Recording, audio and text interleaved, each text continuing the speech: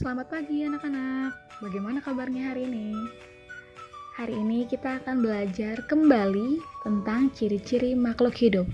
Jadi, Bu Emma harap kalian menonton video pembelajaran ini sampai habis agar kalian paham apa saja sih ciri-ciri makhluk hidup. Ayo kita belajar bersama-sama. Sebelumnya, kita telah membahas ciri-ciri makhluk hidup. Ciri-ciri makhluk hidup itu, kembali lagi Bu ingatkan bahwa makhluk hidup itu bernafas. Makhluk hidup itu bergerak. Makhluk hidup itu bertumbuh dan berkembang. Makhluk hidup itu juga membutuhkan makan dan minum. Makhluk hidup itu berkembang biak dan makhluk hidup itu peka terhadap rangsangan. Jadi itulah beberapa ciri-ciri makhluk hidup. Jika ada makhluk yang tidak bernafas, tidak bergerak, dan tidak bertumbuh atau berkembang, berarti itu bukan makhluk hidup atau yang biasa disebut benda mati. Makhluk hidup dapat bergerak dengan cara yang berbeda-beda, seperti kita manusia berjalan menggunakan kaki, ikan berenang dengan sirip, cicak merayap di dinding. Nah, setelah itu Bu Emma di sini punya beberapa informasi tentang cara bergerak hewan dari berbagai macam hewan. Misalnya berenang. Ada hewan yang berenang menggunakan siripnya seperti ikan yang seperti paus dan lumba-lumba. Kemudian ada yang bergerak terbang menggunakan sayap, antara lain kupu-kupu, burung, kumbang, belalang, lebah, dan capung.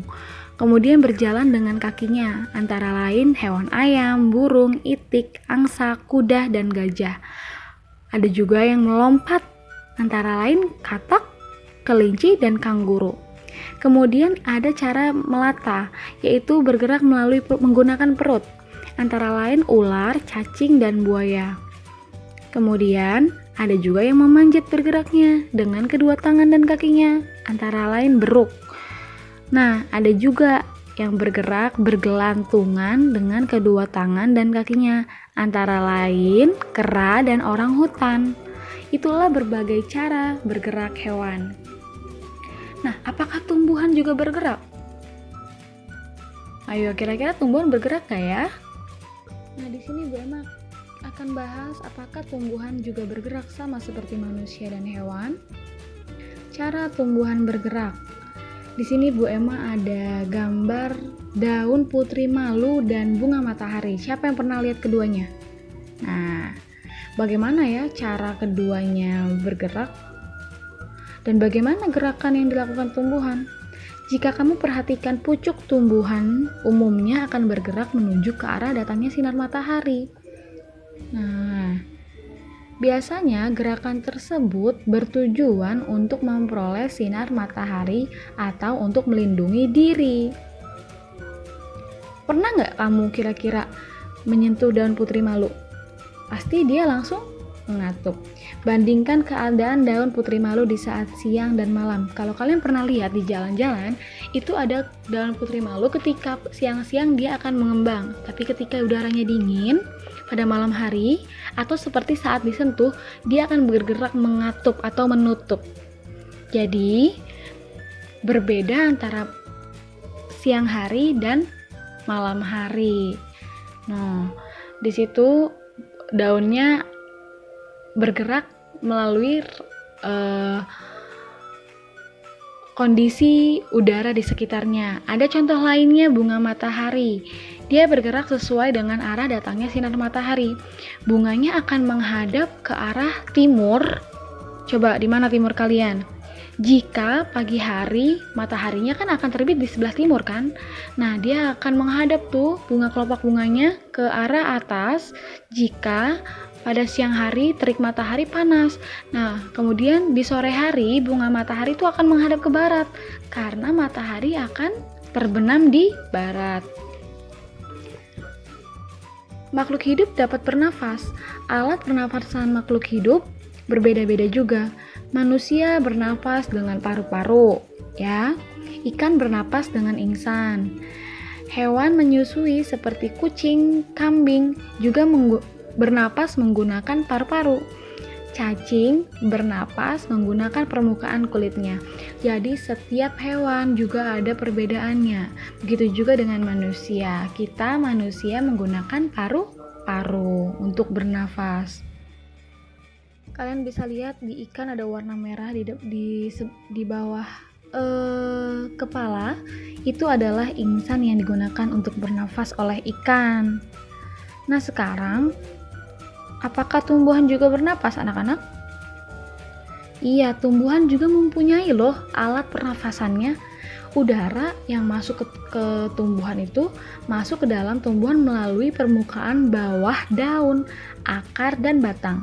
Nah, alat pernapasan pada permukaan daun disebut stomata atau mulut daun. Jadi, udara-udara tersebut masuk menggunakan stomata yang ada di permukaan bawah daun, akar, dan batang. Nah, ada perbedaan antara udara yang dihirup oleh manusia, hewan, dan tumbuhan. Kalau manusia itu kita menghirup udara yang berisikan oksigen, zat oksigen, dan kita membuang nafas itu mengeluarkan zat karbon dioksida. Nah, kalau tumbuhan itu anak-anak malah sebaliknya, dia bernafas menghirup karbon dioksida yang telah kita buang tadi. Kemudian di dalam tubuh tumbuhannya itu dia mengolah zat karbon dioksida itu atau zat buangan nafas dari kita menjadi oksigen yang nantinya bisa kita hirup. Unik kan? Nah, sekarang kita belajar tentang makhluk hidup dapat tumbuh dan berkembang. Tumbuh artinya bertambah ukuran tinggi dan beratnya. Kamu pasti dari kecil sampai seumurmu yang sekarang pasti kamu semakin tinggi kan dan semakin berat kan. Gak mungkin kamu tetap yang dulunya cuma 5 kilo, cuma 4 kilo, sekarang tetap menjadi 5 kilo lagi, pasti sudah bertumbuh menjadi 20 kg, 25 kg, 30 kg, dan lain-lain. Begitu juga dengan hewan yang tadinya telur, dia berubah menjadi itik, menjadi hewan besar, kemudian menjadi hewan dewasa. Nah, tumbuhan juga dapat berkembang, yang awalnya dari biji, kemudian tumbuh akarnya, kemudian tumbuh daunnya, dan menjadi tumbuhan utuh. Seperti keluarga juga ada kan? Nah, makhluk hidup dapat berkembang biak. Cara berkembang biak makhluk hidup berbeda-beda. Ada yang berkembang biak dengan cara melahirkan. Ada juga yang berkembang biak dengan cara bertelur. Kalau kita sebagai manusia, kita berkembang biak dengan cara melahirkan. Seperti kamu dilahirkan oleh ibumu. Tetapi jika hewan, dia memiliki cara berkembang biak. Ada yang berkembang biak dengan cara bertelur dan ada yang berkembang biak dengan cara melahirkan. Ada juga loh yang berkembang biak dengan cara melahirkan dan bertelur. Nah, sekarang kita akan membahas hewan-hewan apa saja dengan perkembangbiakannya. Berdasarkan cara perkembangbiakannya, hewan dikelompokkan sebagai berikut. Ada hewan bertelur yang disebut dengan ovipar. Nah, kelompok hewan ini berkembang biak dengan cara bertelur. Hewan yang berkembang biak dengan bertelur banyak macamnya. Contoh ovipar itu yaitu ayam, itik, dan ikan. Kemudian hewan beranak atau yang disebut vivipar. Kelompok hewan ini berkembang biak dengan cara beranak. Ciri hewan beranak yaitu induknya mengalami proses melahirkan. Contoh hewan yang beranak yaitu sapi, kambing, dan kucing. Nah, kemudian yang terakhir ada hewan bertelur dan beranak atau yang disebut ovovivipar. Kelompok hewan ini berkembang biak dengan cara bertelur dan beranak. Proses bertelur dan beranak berlangsung secara berurutan.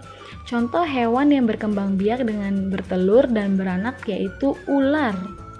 Ada yang lain juga seperti ikan pari dan kuda laut. Nah, makhluk hidup peka terhadap rangsang. Kepekaan makhluk hidup terhadap rangsang berbeda-beda. Jika kita melihat sinar matahari, atau sinar yang menyelukan lainnya, dengan cepat kita akan menutup mata. Nah, inilah yang disebut dengan peka terhadap rangsang. Lalu, pada tumbuhan, contohnya daun putri malu, jika disentuh, daun putri malu akan menutup daunnya. Nah, ada juga buah pohon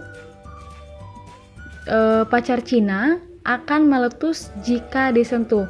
Nah, di sebelah situ gambar buah pada pohon pacar Cina yang jika disentuh dia akan seperti meletus jika disentuh, tapi bukan seperti balon ya, hanya membuka bunganya. Pada hewan ada landak dan kaki seribu yang akan menggulung badannya jika disentuh. Dan itulah proses bagaimana makhluk hidup peka terhadap rangsang.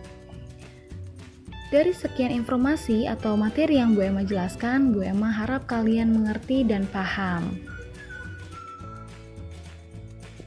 Nah, sekarang ada beberapa soal yang harus kalian kerjakan. Soal nomor 1, ciri-ciri makhluk hidup adalah ...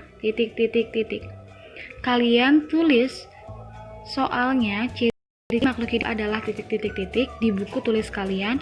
Kemudian kalian pilih salah satu jawaban ini, yang mana yang paling tepat dari pertanyaan di atas. Kemudian kalian tulis di buku tulis kalian. Jadi jawabannya tidak usah semuanya ditulis, tapi salah satu saja yang paling tepat. Kalau kalian ingin menulis atau menjeda sebentar video ini agar dapat menulis soal yang ada, silahkan di pause. Kemudian nomor 2. Berikut ini yang bukan makhluk hidup adalah A. Ikan, B. Batu, C. Ayam. Nomor 3.